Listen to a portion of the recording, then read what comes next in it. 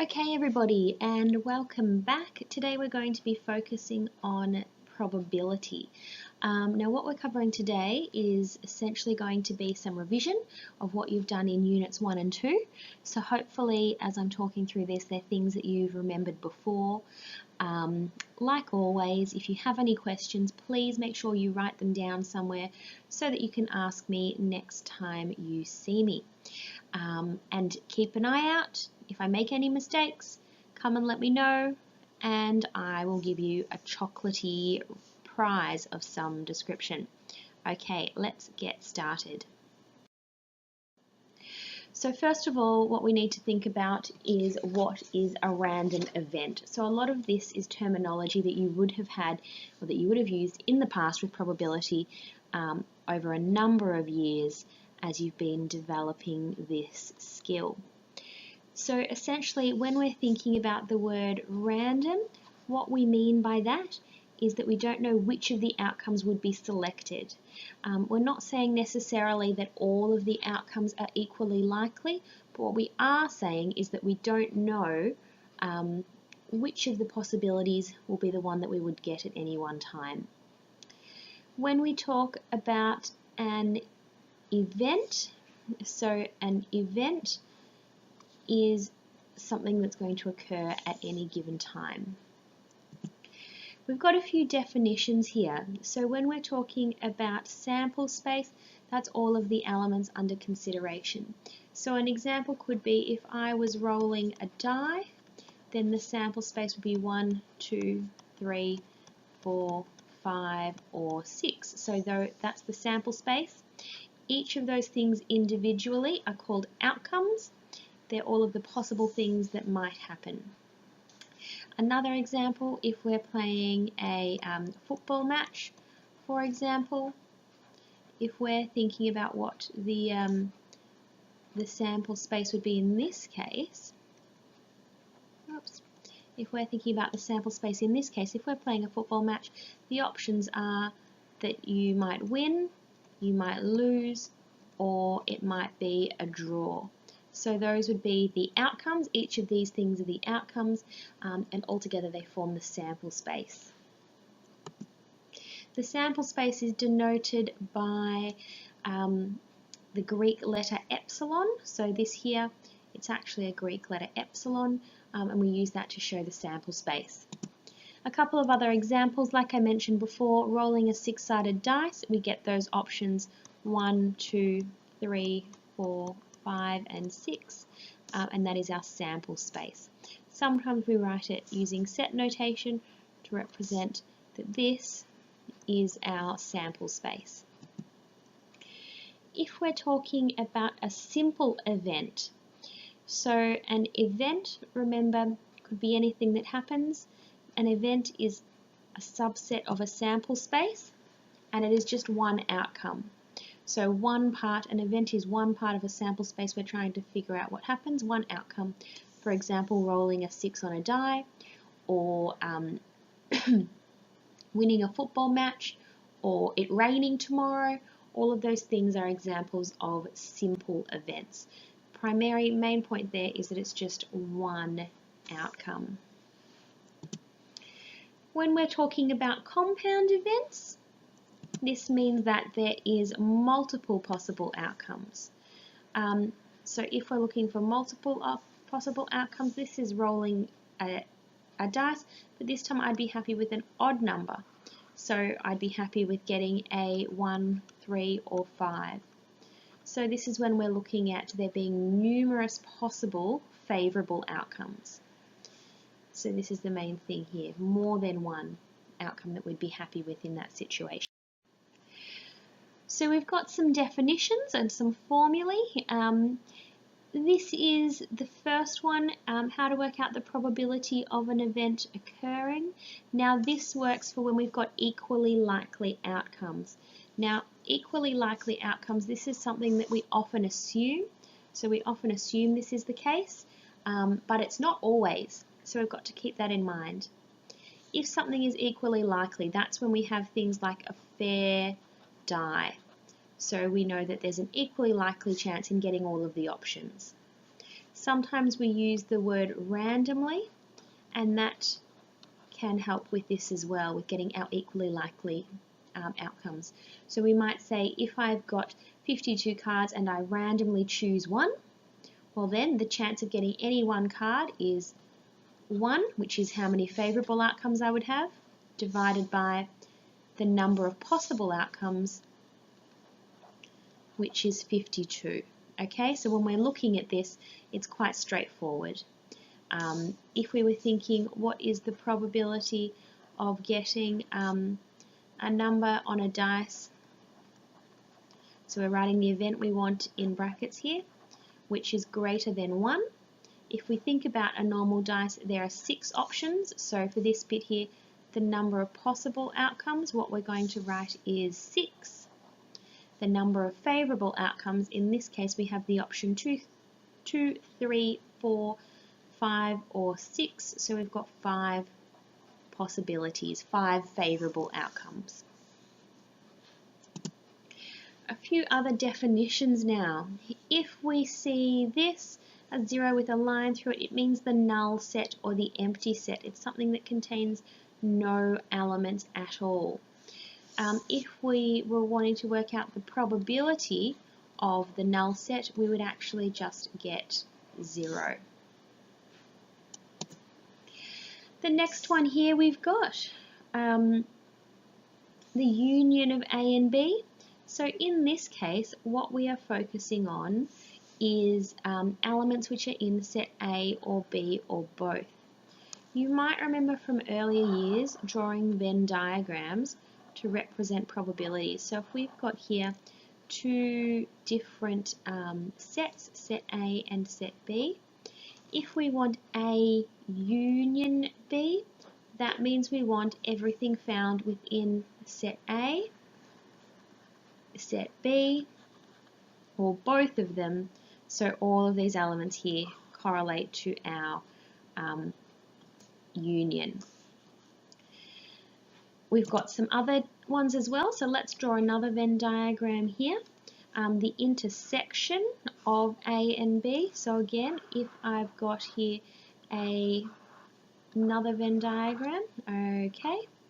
If we want the intersection of A and B, this is, sometimes you can speak of it as AND, where A and B, elements in A and B, we're only getting this little section in the center here. That's the only part where we're getting elements that are found both in A and in B. So this is this one here. Our final one that we will talk about for now, this is the complement of A when we have that little dash there. So complement of A means we want everything that is not in A.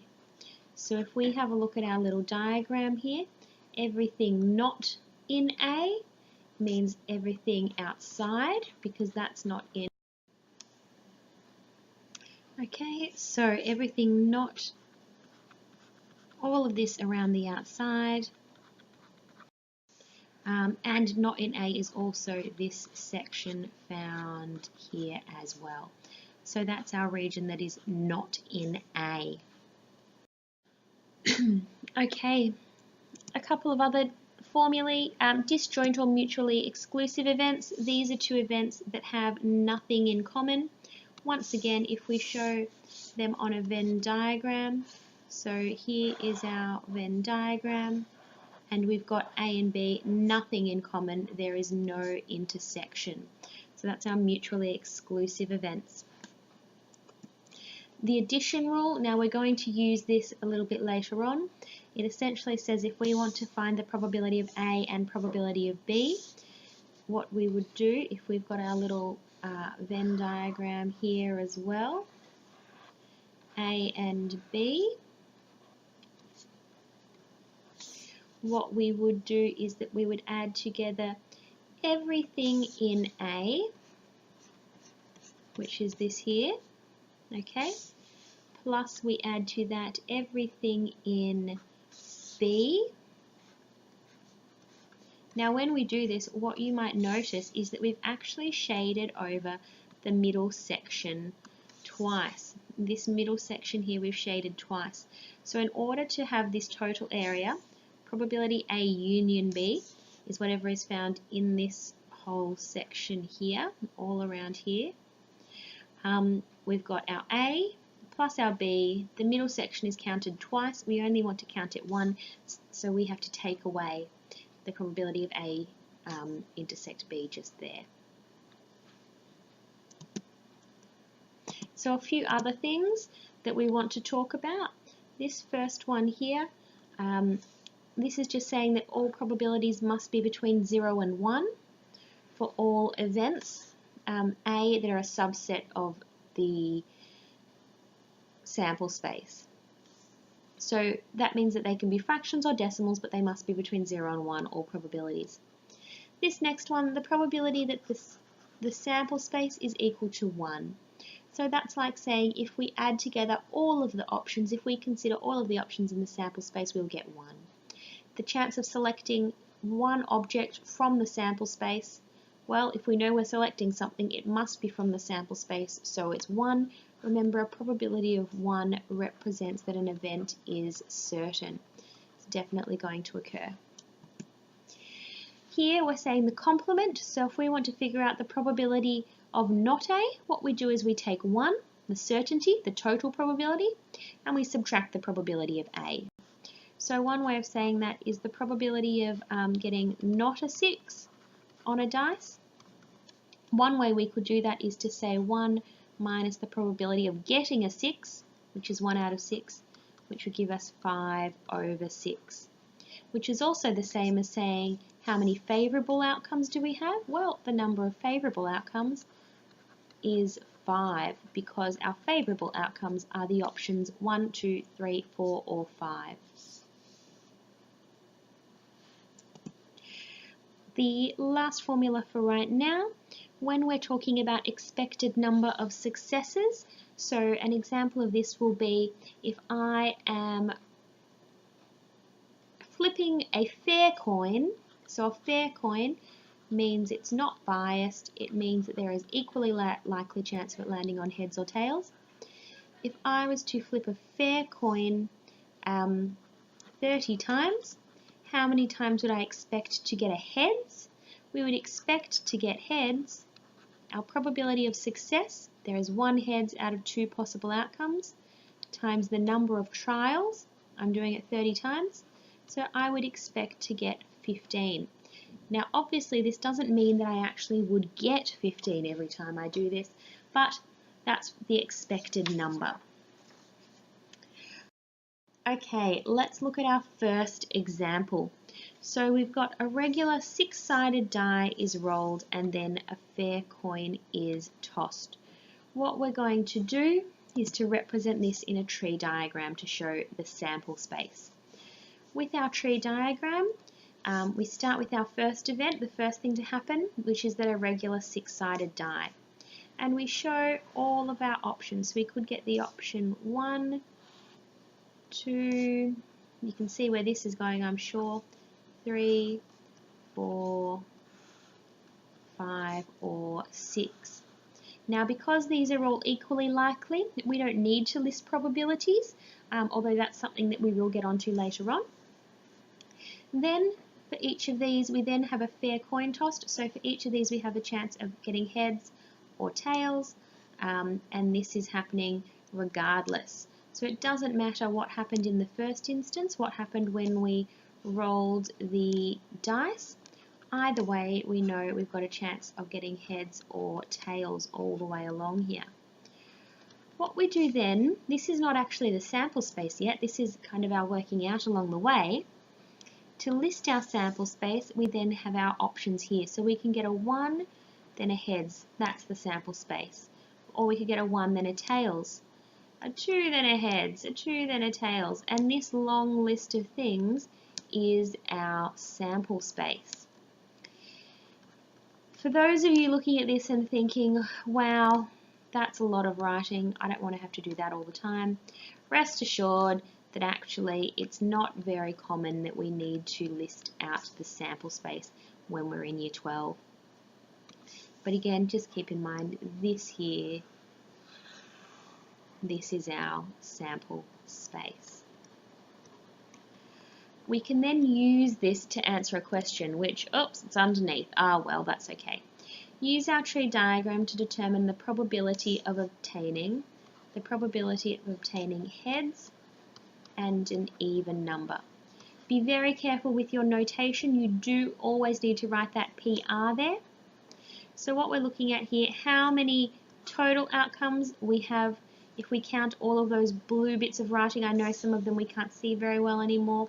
We have 12 possible outcomes. How many are heads and even?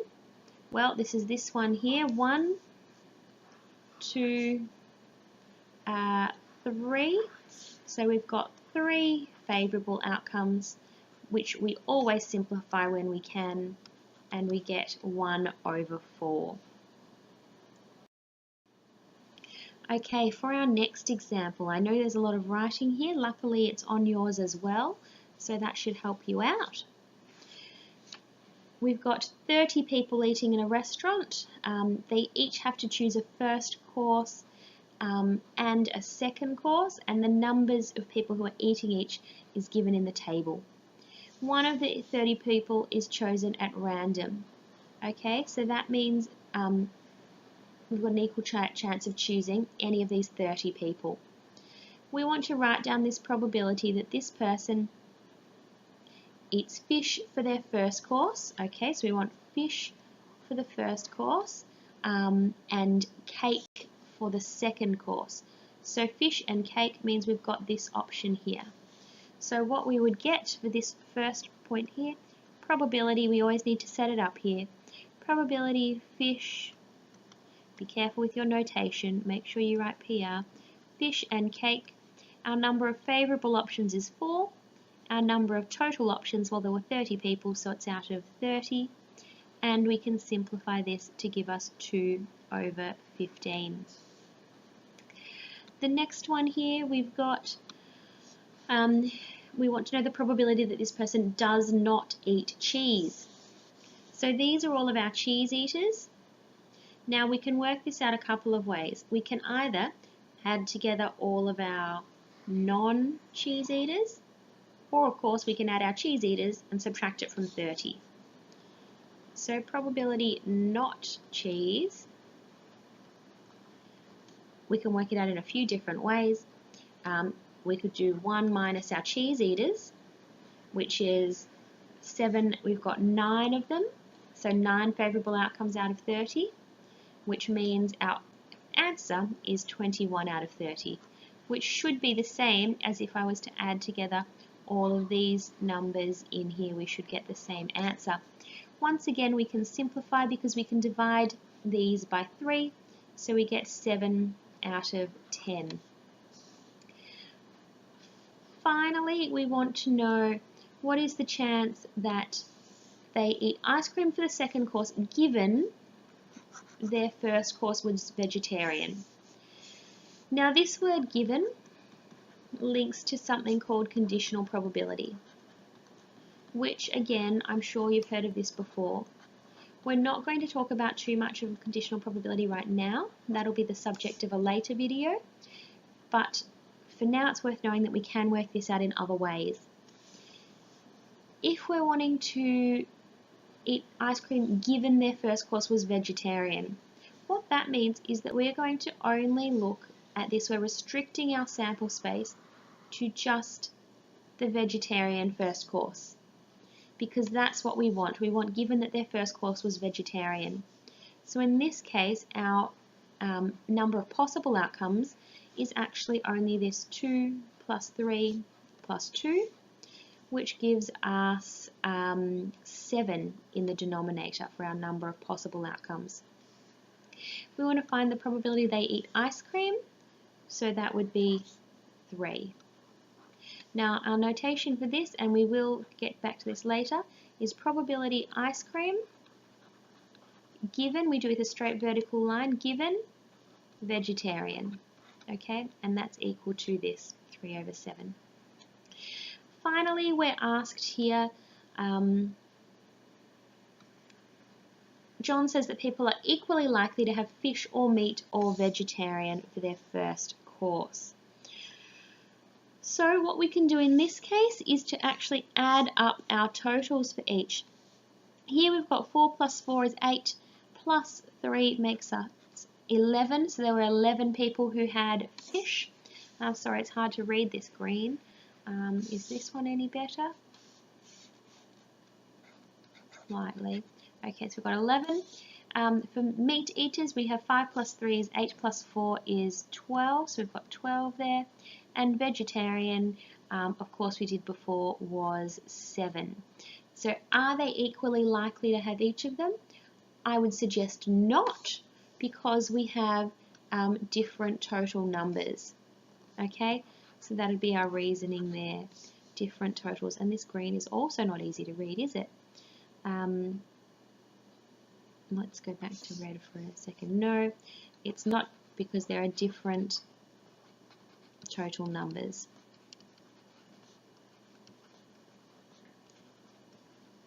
Okay, let's continue on. A couple of last. Another definition we can think about is something called subjective probabilities. So subjective probabilities are those which are estimated a value based on a judgment. So I think the key word here that we want to talk about is the fact that they are estimated. That would be weather. So for example, the Bureau of Meteorology might say that there is a 70% chance of rain tomorrow. So that's a subjective probability. A farmer might look at the weather to try to determine whether to plant crops and say there's a 20% chance of rain tomorrow. Now, some people might have more accurate judgments than others. The Bureau of Meteorology might have I would hope, would have a better judgment of weather than farmers. But either way, they are still estimated, even if based on some science and so on. We then have our probabilities from data. So this is determined by experimentation. So this is when we perform lots of experiments, and it's known as the relative frequency. The way we work out our relative frequency, so before we get on to our probability, the way we work out our relative frequency is that we have the number of times an event occurs. So if we do something a lot, event occurs, and we divide this by the number of trials. We often use relative frequency when we can't work out our theoretical probabilities that we were doing earlier. So this is the case when we've got, so we could use it, we can get our theoretical probability for rolling a dice. We could also get experimental probability. If we were to roll the dice 100 times, we could work out a relative frequency from that. But more so we do this for something where it's not easy to do. We could do something on what is the probability of females shopping at Coles more than males. Well, we can't actually work that out. This relates to statistics in a way. We would sample a whole lot of people as they come into Coles, and then we would have the number of females divided by the number of people sampled. So this is a relative frequency. It's approximately equal to the probability. So this here, it's approximately equal, but we don't know that it's exactly equal. We're using it as an approximation, usually when it's not possible or too timely to calculate the theoretical probability. One of the things you have to note about this when we're talking about relative frequencies is that this will be different for different samples, okay? It is going to be different when we have our different samples, because each time we collect a sample, we're going to have different results. We would hope that our relative frequencies would be similar, but it's going to alter. We can't change that. And considering how these alter each time we take a sample is going to be something we'll discuss a little bit later this year when we get into our statistics portion of the course. Okay, so now we're looking at our probability diagrams. This first one here is sometimes called a probability table, and sometimes it's called a Carnell map. So we can use either phrase, okay? It doesn't matter which you use. Now, how we're looking at this actually corresponds quite nicely to our Venn diagrams. And again, these are things that you would have seen before. So we're just going to draw a brief diagram here and compare the two and have a look and think about how they are similar and how they are different. So here, let me do a little bit of color coding, I think. So if we're talking about this first section here, we've got our probability of A intersect B. So our A intersect B, that's going to correlate to this section of our map here, because A intersect B, that's where they both occur, where both of these events occurring. So we would have our same probabilities in those matching sections. The next one we can consider is our probability of A and not B. So we want to know where does A occur, but B does not. So we want A but not B. In our Venn diagram, it would relate to this section that we've got here. Now excuse perhaps some of my poor colouring in here, but this is what we're looking at for this section. So those are our missing matching parts there. Sorry, my mouse has disappeared. Okay, the next bit we're looking at, probability of B but not A. So we want something that is in B but is not in A.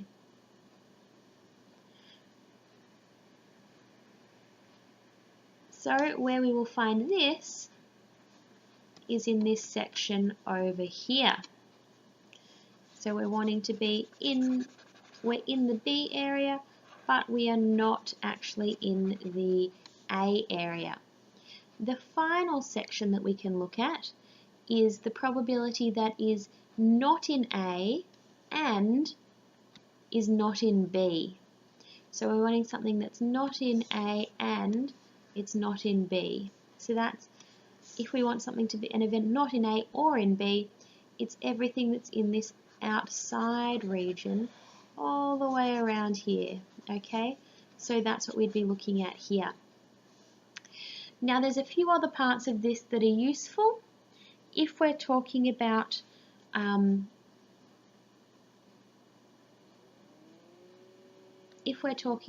probabilities that are in A, oh, let me just select a pen here. Actually, let me just use the pointer. Okay. Probability A here. How do we get the probability of what is in A? We have to add together these two sections. So our probability of A is everything inside this circle here, our blue and our yellow part, because we add together what's in A but not in B plus what's in A and B. Our probability of B, similarly, will be this circle here, where we add together our yellow section, probability of what's in A and B, and our B section, what's not in A but as in B. And we can do the same for our other areas as well. Okay, let's move on to our final example. So the last example that we're going to look at, we've got 65 students study a science, 65% of students study a math subject, 54 study a science, and 4% study science but not maths. So we do a probability diagram. It is up to you whether you would like to use a probability table or a Venn diagram. I'm going to go with a probability table for today, but again, the choice is yours. Now when we work this out, we have our different options here. So we have the probability of maths and then the probability of studying not maths. We've got the probability of science and the probability of not science. And we can add this up and we'll end up with some totals as well. So let's see. 65% of students study a math subject in VCE. that means that if we are adding these together, I'm going to get just down here 0.65, because 65% of students study a math subject in VCE. So this is the total number of math students. And we have 54% of students study a science. So here is our studying science. Our total is going to be 0.54. Only 4% of students study science but not maths. So when I want science and not maths, I'll be just here and we'll be getting 0.04. From here, it is just a case of actually working out our totals. So to figure out what we're going to put in our first little box just here, so this one that we're looking at here, we've got to do, we know our total of studying science is 0.54, so we do 0.54 minus 0.04, so we'll end up with 0.5. Notice that our number in this box plus this box needs to equal our total number studying science. We can work out, we've got another missing box now. 0.50, we'd have to add on 0.15 to get a total to add up to 65.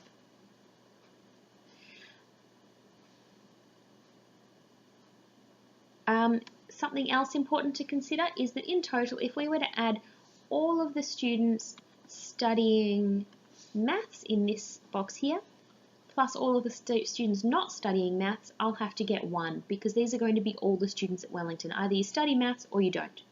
There's no alternative. So that means this will have to add up to 1. Now this means that I can then figure out my other missing gaps by, again, because it needs to add to 1, and here, because this also needs to add to 1. And so finally, we can work out all of our little parts, okay, by working out our totals.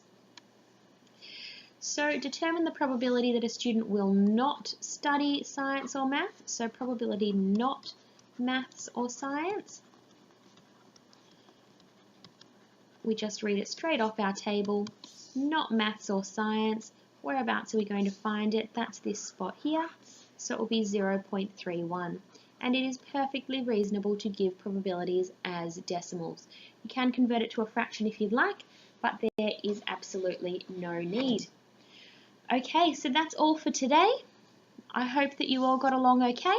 Remember to ask me any questions next time, and thank you for watching.